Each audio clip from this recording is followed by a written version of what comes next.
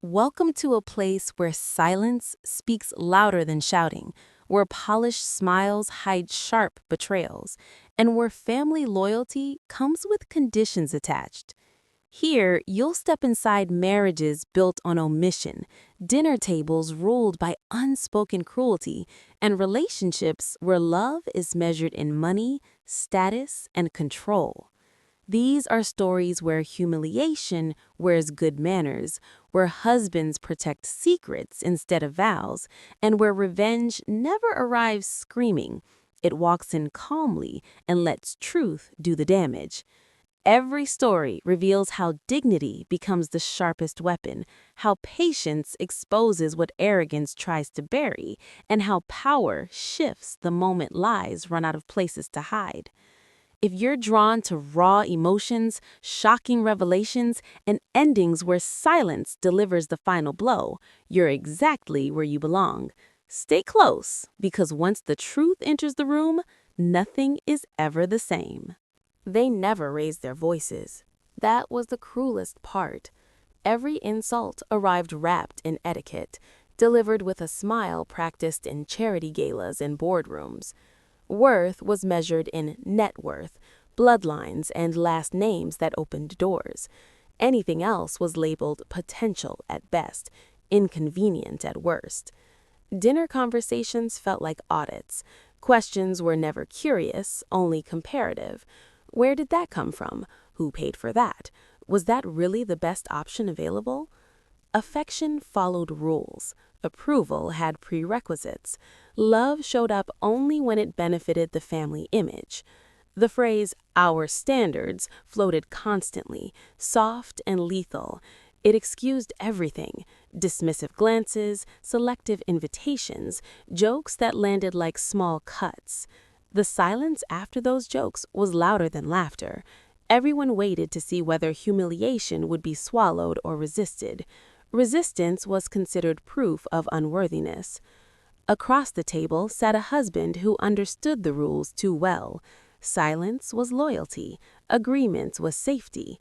Any discomfort suffered was simply the cost of admission.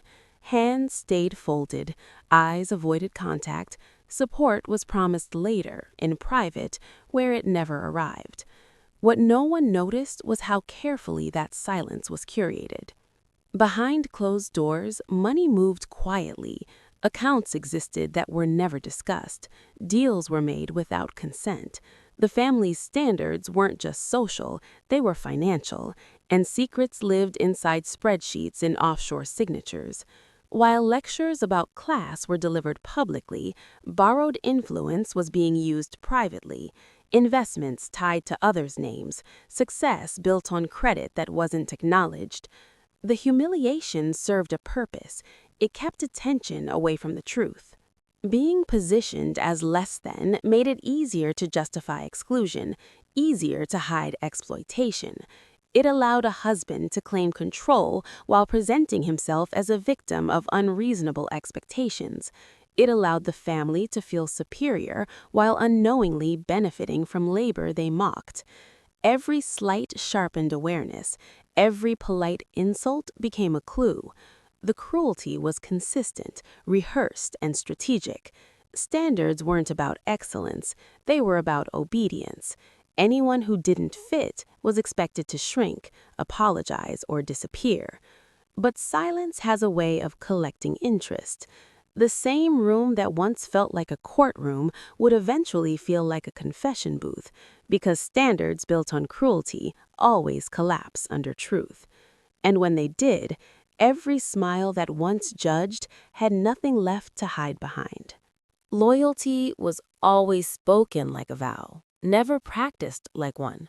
It lived in promises made late at night, whispered assurances that everything was shared, that nothing was hidden. Trust was expected, not earned. Questions were met with gentle deflection, a smile, a kiss on the forehead, and the suggestion that doubt was unnecessary between people who were married. The omissions were subtle at first. A missing bank statement explained away as a clerical error, a sudden change in tone when finances came up, passwords changed for security reasons. Every explanation sounded reasonable on its own. Together, they formed a pattern that felt intentional. Love was offered generously, but selectively. Attention came in bursts, followed by distance blamed on stress or responsibility. Emotional availability had conditions. Vulnerability was always postponed. When discomfort surfaced, it was reframed as oversensitivity. When concerns were raised, reassurance arrived without answers. Behind that polished surface lived a different reality. Money moved in ways never discussed. Investments existed under names that didn't belong to the marriage. Assets were shielded, not protected. While lectures about unity were delivered, contingency plans were quietly built. The idea of us was romantic. The reality was strategic. Financial independence was maintained, just not mutually. The betrayal wasn't only monetary. There were conversations deleted, messages justified as professional, late nights dismissed as networking. Intimacy had been outsourced to attention elsewhere, while commitment stayed performative at home. The carefully curated identity depended on being admired, needed, and unchallenged. Every discovery rewrote the past. Moments once believed to be partnership revealed themselves as manipulation. Silence wasn't avoidance, it was concealment. Loyalty wasn't mutual, it was expected in one direction only. What hurt most wasn't the existence of secrets, it was the intention behind them. Planning an exit while demanding devotion, benefiting from trust while preparing to walk away unscathed. Allowing a family to judge and diminish while quietly profiting from the imbalance. The cracks became impossible to ignore. Words no longer matched actions. Affection felt rehearsed. Apologies arrived without change. The marriage wasn't built on lies. It was built on absence. Absence of honesty, absence of equality, absence of respect. And the most shocking truth surfaced last. Everything hidden was never meant to be shared because the future being planned never included sharing it at all. That was the moment loyalty finally told the truth, by disappearing. Revenge was never imagined as shouting or storming out. It arrived quietly, after patience had done its work.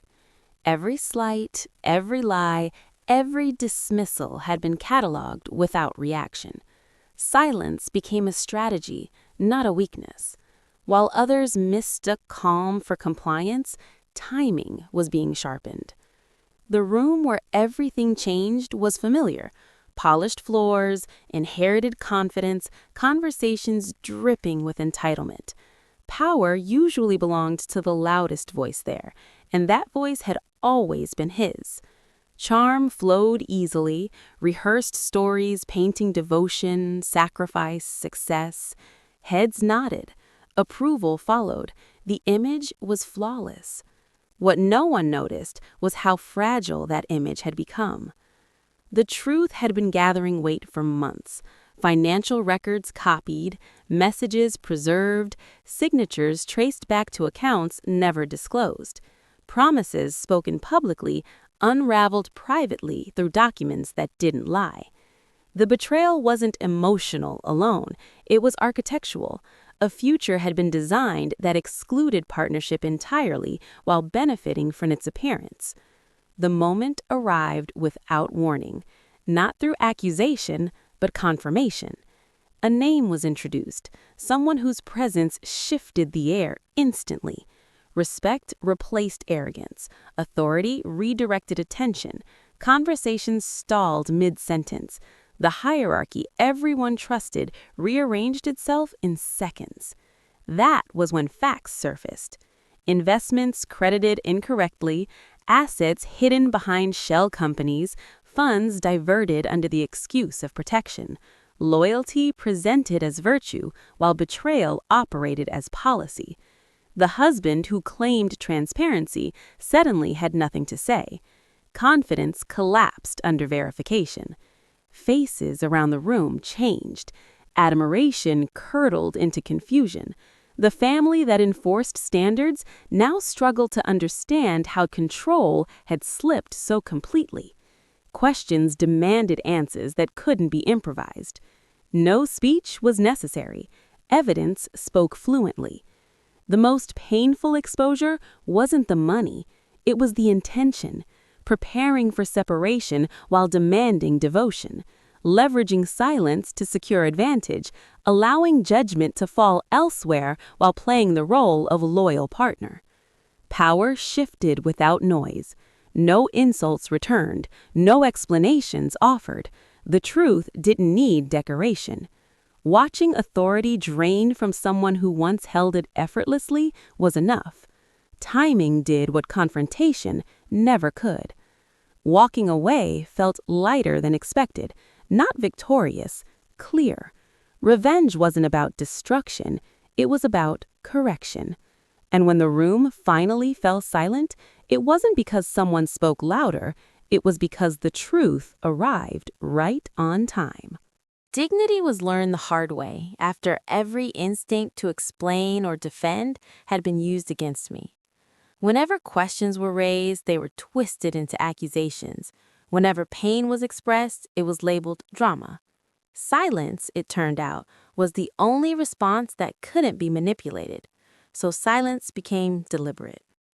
While emotion stayed contained, the truth refused to stay hidden. Lies have a way of growing sloppy when they're no longer challenged. Stories changed, timelines didn't align. A husband who once controlled every narrative began contradicting himself, confident no one was listening closely. He believed composure meant ignorance. He mistook restraint for weakness. Behind the calm exterior, betrayal was loud. Financial choices made without consent, legal preparations disguised as precautions, accounts structured to exclude, not protect. Love spoken fluently in public, while plans for abandonment were drafted privately. Devotion was demanded while escape routes were carefully secured. The family never noticed the shift. They were too busy enforcing appearances, too invested in the illusion of unity. Their approval depended on obedience, and as long as it looked intact, they asked nothing further. That blindness worked in his favor, until it didn't. The unraveling didn't begin with confrontation. It began with observation. Meetings overheard, documents left unguarded. Confidence bred carelessness. Truth revealed itself slowly, piece by piece, until the full picture became impossible to deny. When exposure finally came, it wasn't announced. It surfaced naturally, through questions he couldn't answer and evidence he couldn't erase. Faces that once admired him now studied him. The charm that had carried him for years suddenly sounded rehearsed. Explanations arrived too late, tangled in their own contradictions. Standing still was the most difficult part. Every instinct screamed to speak, to release years of restraint. But dignity held firmer than anger ever could. Watching others connect the dots was far more satisfying than spelling them out. Watching respect drain from him without a word spoken felt like justice choosing patience over spectacle. The final betrayal, proof that the marriage had been treated as a transaction, not a commitment, ended any remaining doubt. There was no argument left to win, no apology that could repair intent. When the truth finished its work, nothing needed to be said. The room did what it always does when illusions collapse. It went quiet. And in that quiet, dignity proved sharper than any accusation ever could.